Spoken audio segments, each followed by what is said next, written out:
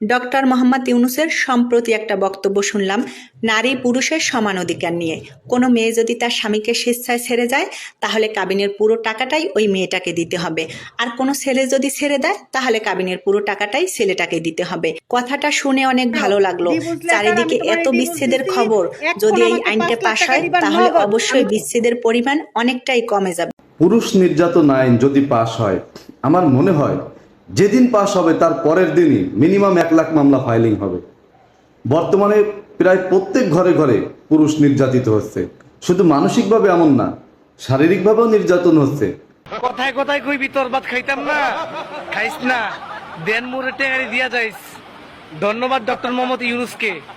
একটা ডক্টর ইউনূস বলছেন, নারী পুরুষ সমান অধিকার। কোনো মেয়ে যদি তার স্বামীকে ডিভোর্স দেয় তাহলে কাবিনের পুরো টাকা মেয়ের দিতে হবে, আর যদি কোনো স্বামী তার স্ত্রীকে তালাক দেয় তাহলে কাবিনের টাকা পুরুষের দিতে হবে।